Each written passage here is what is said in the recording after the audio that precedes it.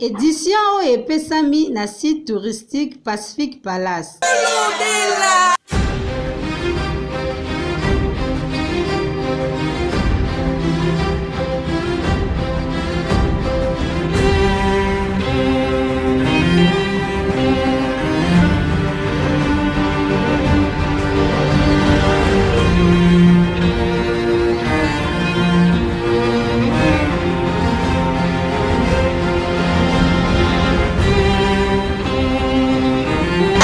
oyo ngai jani bakunga nasali te mpona lobela bino basango olobela te poli tolobela oyo te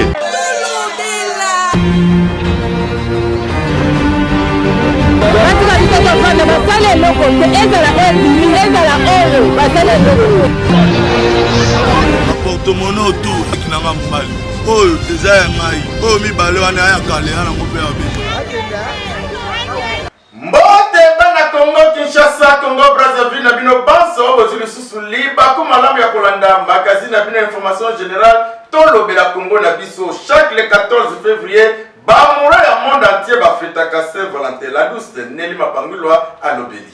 Chaque le 14 février ba amoureux ya mokili mobimba ba célébraka journée à Saint-Valentin. Et sengeli koyeba ete journée à Saint-Valentin etira origine nango na 14e siècle na Grande-Bretagne. Et pa wapi ba catholique ba batizaki yango journée ya ba amoureux. Ba couple belé pe ba profitaka kosala ba échange de mots pe kosala ba échange ya ba cadeau po na kolakisa preuve d'amour ya bolingo na bango. Na célébration ya Saint-Valentin, couleur rouge na couleur rose, ezali bongo emblème ya passion pour na ba amoureux.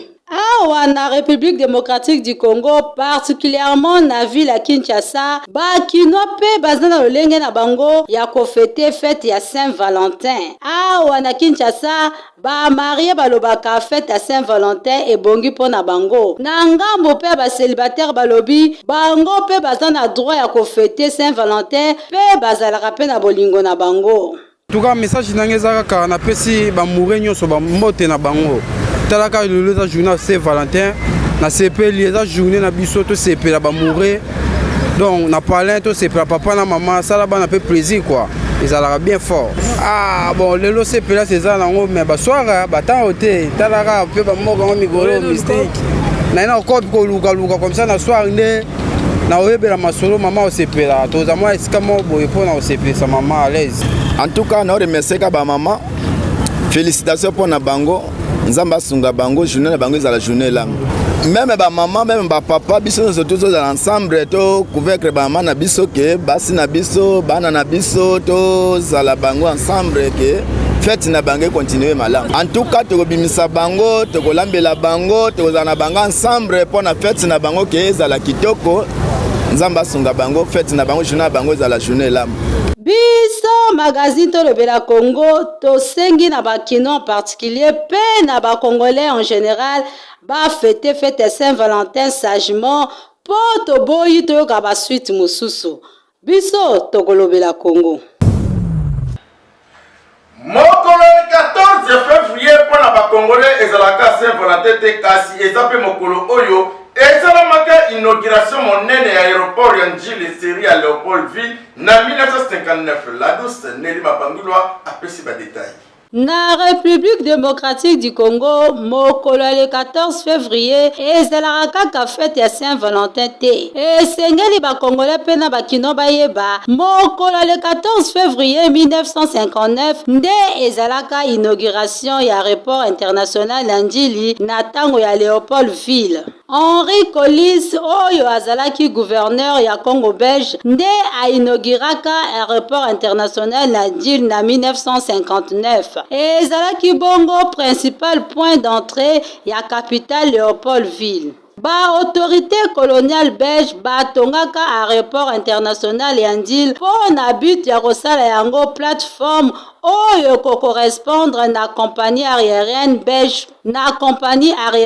belge oyo babengaka na kombo ya Sabena. Esengeli koyeba ete aéroport international ya Ndili ezalaki premier aéroport dans le monde, ezalaki na standing ya malamu na 1960. Aéroport moko te partout dans le monde ekokanaki na aéroport ya Ndili, po yango nde ezalaki aéroport ya munene pe ya kitoko na mokili mobimba. Piste na yango ezalaka bongo na 4694 na longueur. Compagnie moko te aérienne ezalaki na bapilote lokola compagnie oyo ezalaki na Congo Belge. Mutuna etunami boye,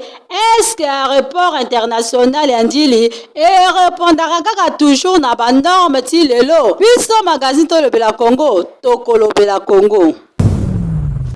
Moko le samedi 12 février 2022, le gouverneur de la ville de Kinshasa, le suprême Jantiningo Blambaka, a salaki visite d'inspection ya Wenze Matadi Kibala pe Wenze Mitendi kuna na commune na Mongafula. Voilà na détail na élément magazine tolobela Congo na biso.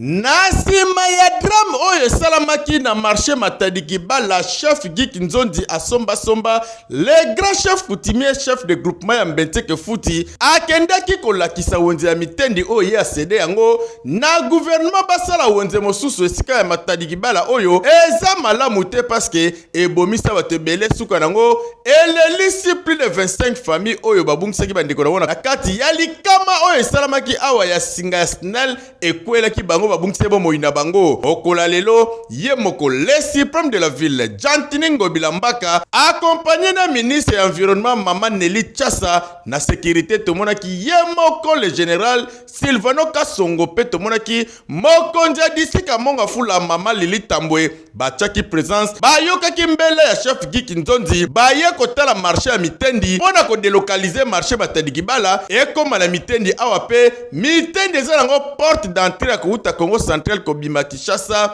bamoni yango zeli emplacement malonga basalaki atterrissage ye moko gouverneur Jantiningo Bilambaka akitaki atambola na kata marché Mitendi population basepeli population bayembela banzembo ya ndenge na ndenge balobi papa to voter déjà na deuxième tour po oyokaka population oye ko répondre na ba besoin ya population batali ba présenter plan ya marché mokonzi ya ville province Kinshasa Jantiningo Bilambaka asepeli na plan wana atali ke Wenze ya Mitendi eza na ba entrée belé eza pe na sortie nango donc soki batie ba dépôt Congo central awa ata motuka mote ko créer embouteillage parce que sika ezali malamu Wenze ezali monene emplacement ezali kitoko. Après kotala marché ya Mitendi akitaki na marché Matadi Kibala sika wapi aye ko visiter si réellement batu bazali koteka te e bongo tanga koti na kata parcelle moko awa mama akutai na mama na événement nzokande poto oyo katanaki singa wana ya SNEL ezalaka na kata parcelle batu ba congolais bobanga kalbino te bokolala pongi esika moko na pylône na SNEL oyo courant pena ya haute tension bozami tema mabe mokonzi ya ville province Kinshasa akamwe atali abeti miso Wenze Matadi Kibala pirate oyo ekozongaka lisusu te na micro magazine tolobela Congo oyo kandenge nini ye moko gouverneur de la ville le suprême Jantiningo Bilambaka na chef Gik Nzondi batalisaki esengo na bango zonga na marché teka na ndenge ya bien na baliko na bashambo fat na ndenge ekoki kusisi eke kotala marché mosusu esika mosusu mpona kotumba marché mosusu ya sika de marché ta Mitendi kuna tomoni site wana mpe ezali envahi na baconstruction ya marché kilikili epuis todeside koexproprie bakonso wana mpe tokotomba marché mosusu kuna kote Mitendi na Mitendi ye awa na route de Matadi bomoni awa lopango oyo pylône ya SNEL ya haute tension eza na kati ya lopango ya motu batongi bakulture lopango na bango na pylône na kati c'est-à-dire pylône bayi okota pylône babi bon batonga bazwa pe na pylône donc pylône ekomi ya eza baconstruction ya nasi les journalistes c'est un moment qu'on a en tout cas nasepeli na gouvernement national na gouvernement provincial puisque kolela oyo nga nalelaki mpona population na biso namoni vraiment bakonzi bayokaki yango lokola lelo nayambi ye moko numéro 1 ya ville province de Kinshasa gouverneur Jacini Ngobila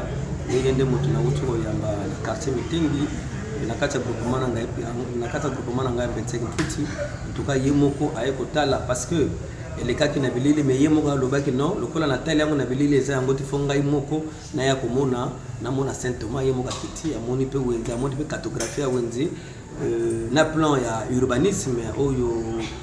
bato ya urbanisme masalaki en tout cas ye moko asepeli alobaki pe oyo asengelaki aloba en tout cas abeteli ngai maboko coup de chapeau mpona ngai ndenge napesaki espace ya wenze oyo ya Mitengi oyo nde ezalaka ntango tozali kosala mosala na biso boye bakonzi bazali koyoka pe bazali koreagir bazali kotrouve solution mpona population kotala ebele ya bato oyo bakufe na likama ya marché Matadi Kibala esalaki kitoko te eza pe mbala liboso te bato bakufa ebele emplacement ya marché Matadi Kibala eza kitoko te biso magazine tolobela Congo tokosenga kaka na bateki nyonso ya marché Matadi Kibala boyoka motema pasi te esika nyonso mutu kaka nde abongisaka yango bokende esika oyo gouvernement ekopropose bino boteka bateki basombi tokoya pika kosomba comme d'habitude magazine tolobela Congo tolobi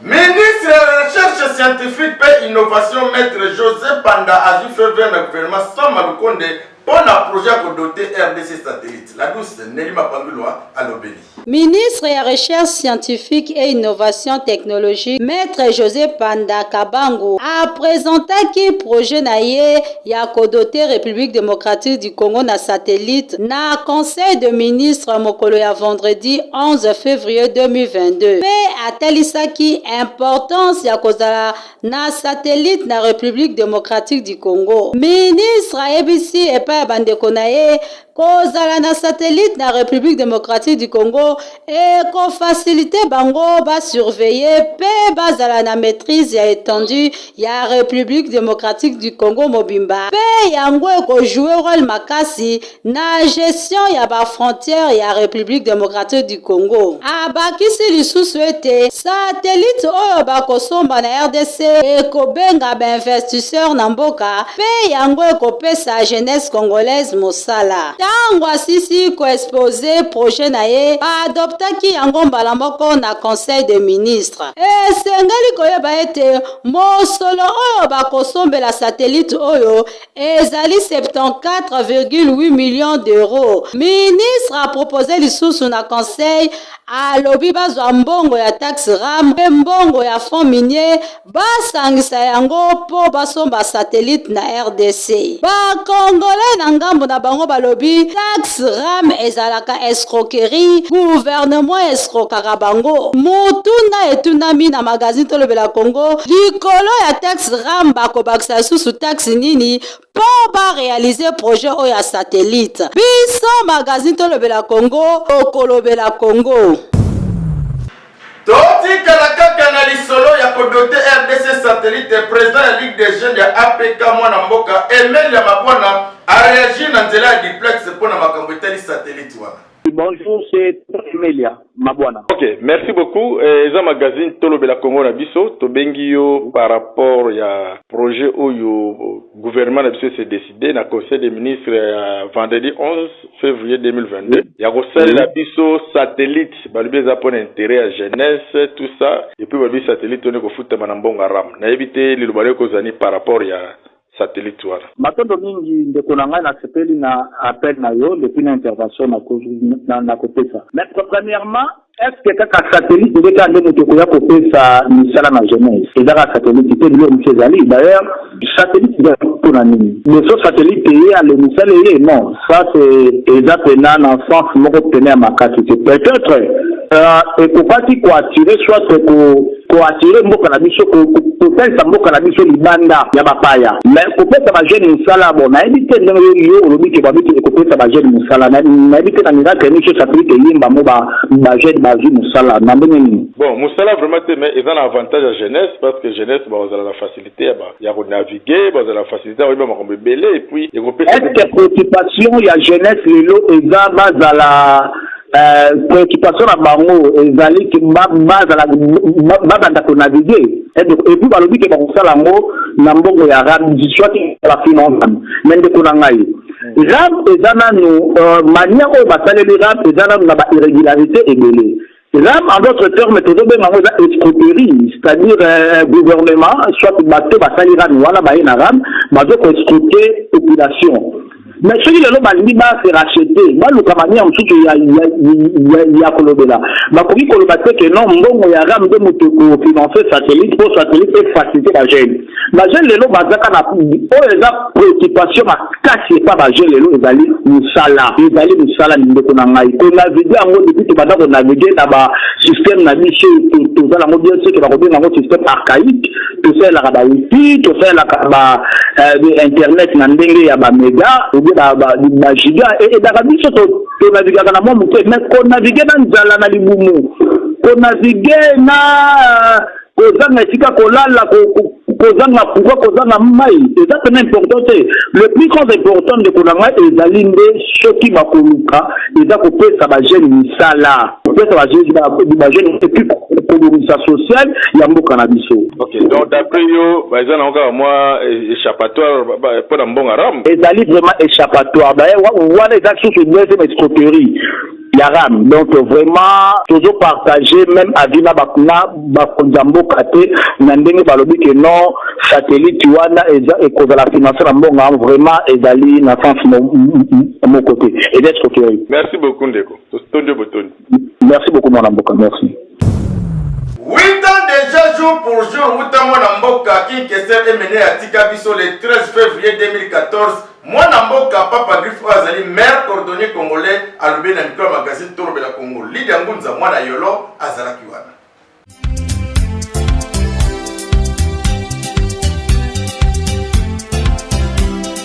Jean-Baptiste est mené à Moubiala Alliance King Kester akufaki le 13 février 2014 na âge à 57 ans. Abotamaki le 23 novembre 1956 na Kikwit na province ya Kwilu. Yakoyeba ezali ete artiste et musicien congolais est mené ya abandaki musique na ye na âge à 17 ans azalaki na nzela ya classe. Nde ayebaki kokota na groupe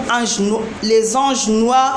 Nali Jokwempa tango wana azalaki nanu kokende classe na institut Don Bosco de Kikwit. Na sima ya kozwa bac na etope diplôme d'état na institut Longo ya Idiofa kaka kuna na province ya Kwilu ayebaki kokende kosala ba études universitaires na ye na Lubumbashi na Katanga na faculté ya sciences politiques et administratives. Na juin 1997 ayaki kokutana na Shagi Sharufa nde wapi azwaki nzela ya kokota na Viva la Musique ya Papa Wemba. Kobanda 1997 tina 1982 wana esika pi a exercaki carrière musicale na ye na kati ya Viva la Musique.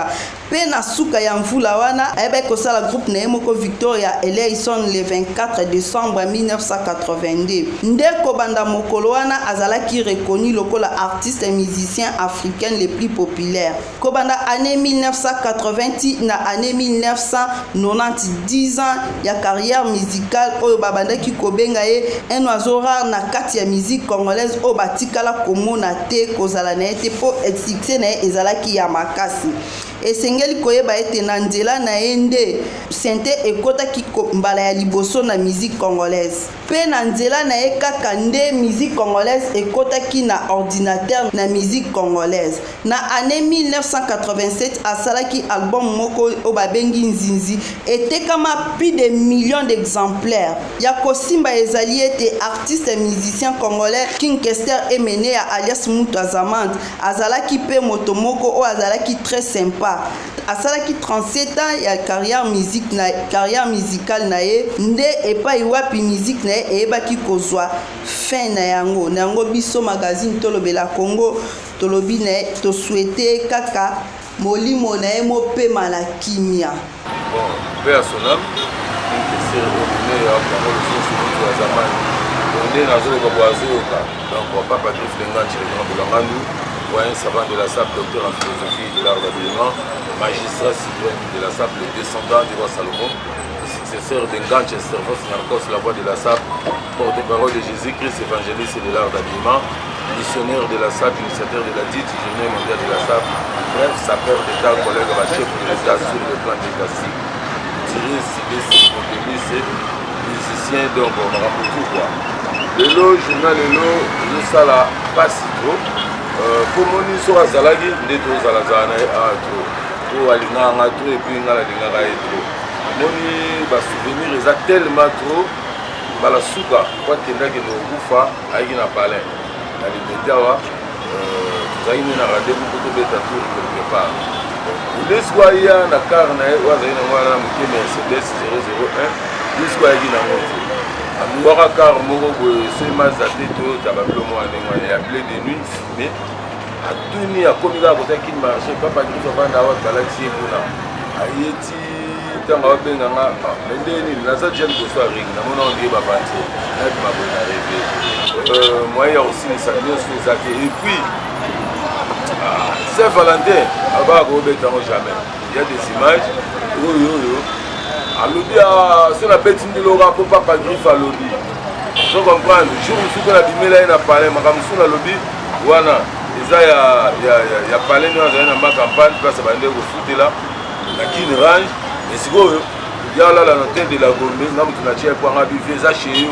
songa palais awa ozosala badepense abimema trop baotimbelanga na ofasi na palais evide te nga bivi ebomisaka chambre moko fazaka wana asalela idéologie wana jour mosusu nabimeli ye nayokuta ye na likolo alatisi effectivement ya Nike na likolo apesi mokongo siko pokoma wana likolo il faut kota par salon si okomi na likolo ayosutuka sikoyo nga na likolo natemi kaka na nsima na ye nabo mpe kolobela ye akotaka premier bwamina akama okomi na ndeni nga bikasi yo moto elakisa ye nga wana siko bafin davie abi te naotidie ndeni helicoptere bandoki tawa banini donc basouvenir eza tellement trop na espace na bino ciel ouvert carte ya bato oyo bakatala misapi magazine tolobela Congo tokitaki kuna na terrain oasis esika api clan lingwala ezali koreklame badroit na bango oyo bakonzi ebele baza na nsima dossier bazoluka kobotela ngo mabele na bango samtola meso tatel benda soin asine reportage. Mbote chers téléspectateurs à magazine Tolobela Congo na espace na bino oyo bolinga mingi ciel ouvert carte ya bato oyo bakatala misapi oyo ezala baptisé na ye moko sa majesté roi Teke Umbu David Matadikibala Nyawa Rouge les banques ya vert na se akasa soka bombami komona ye ezalaka vraiment facilité président ya communauté Teke Umbu tala kaka okatala misapi okobeta carte ndenge nini allez-y comprendre quelque chose lelo tozongi lisusu esika wapi tobetaka masolo na bafumu na biso fumu na biso oyo azali les grands chefs coutumiers ya clan Lingwala Ngebu Ngobila oyo ayesu kobeta masolo toyebi te masolo lelo ezali na mopandini mais toyebi ke eza masolo ya oasis biso bapandisa tozala na matoyi na biso telema mouvement tout toyoka biso totel biso yango matoyi mabele ya oasis oyo ezali pene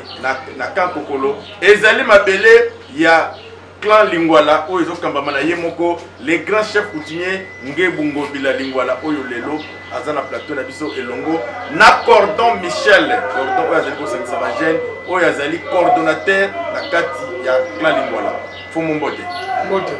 toyambi lisusu lelo na plateau tomoni masolo eye lisusu na mopandi ya oasis mabela oasis nini lisusu na kati ya mabela oasis. Oui, merci beaucoup pour la question journaliste. Naye juste mabele oyo ezali ngai naza chef ya mabele ndenge nakengelaka mabele nde bakoko banga batika ngai alors nazalaka liboso na RTNC ndenge tozalaki na kankokolo juste à côté école de Liban tolongo wana ntango leta lobi totika basala mo mosala ya leta batie basoda tolongwe lelo tozalaki awa na mabele oyo ezali ya pépinière oyo bazobenga oasis mpona baimmeuble omoni pembeni oyo batonga alors na mabele tozali ka ndenge ezalaka naza na droit na nga na place na ngai tozalaki na mese moko oyo alingaka asala eloko ya malamu na mabele oyo mese Taylor oyo azalaki na mboka na biso ni ya bapaya na Liberia ayaki po atonga biloko ya malamu awa mais lelo toza kaka na ye biso toza na mwa parti mo eteni oyo omoi tozozwa yango toye awa mais eza na bitumba kaka atu moma tozo comprendre te l'état congolais ye moko akoyamba mopaya na mboka basoli malamu bapesi ye bafrais apesi bango mikanda ntango babanda kosala mpo baya kosala biloko ya bien na kati ya mboka mpona okumu ya mboka bato bazaka entourage kaka na mboka oyo baza lokoso oyo balinga mboka evanse te bayaka kaka kotya bakane batie bakane kobundisa bato a tout moment nde problème biso toza nango awa soko moi nabengisaki yo mpo tala mopanzi wana ozomona wana eza bagénéraux ya Congo me ngai moko kolo mabele me so nazaka na bitumba me bagénéraux bango wana ya mboka na biso tokoboya bango te bango bazotonga bandako basombi bagénéraux non nde kosombisa bango mabele eza ya bango biso bachef toya na droit te mais eza ya bango bagénéraux bango wana bamisombi bango mo bazomiteka bango wana bazomitonga bandako batekeli bato bango moko batongi bandako tous les généraux oyo ya Congo baza place wana oyo oyebi ya bafort wana kolongola mutu te bango tu bazali mpo naza mikanda na bango nyonso mais bazobouge bango te mais so bayoki chef aye awa na partenaire na ya bango ya partenaire mpe ya ngai te ya mboka ya Congo mais balingi te bango te bango nde bateka mpo bango baa na droit mais biso tozwa te. Ok, merci beaucoup Mfumu toyoki yo bayemboka balandi vraiment na bokebi wana o épinglé point ya bagénéraux batali français balobi na biso nil ne au-dessus de la loi boni généraux akoya koti na mabele oyo ya bino bamfumu sans protection. Ah papa mboka na biso oyo mboka na biso tolobi toza na état de droit mais ça na bato baboyi état de droit na mboka oyo bazali bazo vivre très à l'aise. Mais question na mususu oyo posé ngai ndenge nini bango bazwi mabele bazokotonga sabatu nango na kopesa o réponse mo ya moke mais pona kota na détail nango na kopesa o cordon akoexplike moi ba détail mususu après ça ozongi supa na ngai na expliquer lisusu ndamu ok ya ba injustice oyo eza na Congo. Merci beaucoup Cordon Michel Kayi tozalaki na yo bikoleleki lelo toye na kati ya mabele ya Oasis oyo esika toyoki nongo ezobeta vraiment makasi porte toyoki bagénéraux baza na kati ya mabele wana bakoti na bango basombi mpe eza ndeni. Merci pour la parole papa journaliste na mutuna wana naza na elo bakobakisa likolo ya mutuna wana te kasi chef asapesi réponse ndeni bango bakoti kuna ndeni bandikaboye na bango mais nga nalingi na relate yo source des droits au biso lelo toyo se retrouver awa na kati ya Oasis eza boy République démocratique du Congo asinaki contrat na une certaine société Taylor donc basinaki contrat signalé arrêté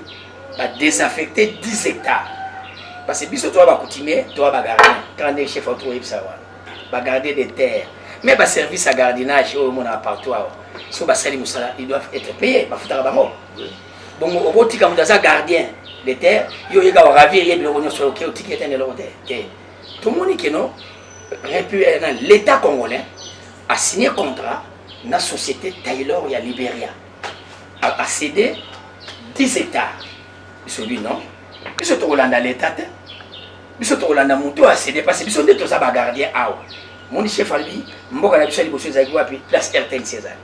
ntango bayaki na RTNC bacolonisateur mpo batia alo na alo chef ancêtre na biso ase déplaçaki wana aye kosala deuxième localité d'origine na Kankoko place école du banc baimage bomona yango wana ezoleka école du banc kolongwa wana baye kosollicite so batia batterie ya bacélibataire belge nde baye kolongwa aye kodese déplace wana aye kosala troisième localité d'origine na Bandalungwa sima ya église ACK c'est à 900 mètres na Oasis akufeli wana tombo eza wana to soka ba touriste ba utake pas ne pas ba ya ko rendre visite wana et comme le milieu touristique alors to tikali ba gardien parce que mabele na c'est mabele eza à l'état bisope ba toza ya l'état ce qui l'état a eu soin na c'est mabele na likoa mabele azape une obligation à faire soin ya biso ba parce que toza ka ba na ye tant que monde que l'état a signé contrat dans la société Taylor a désaffecté 10 hectares. Tu dis bon, ça tombe bien. Donc, on est dans le domaine public à l'État et comme ils sont dans le domaine privé à l'État, Mungonga et Koki, Ndebiso, tout le monde a qui société Taylor.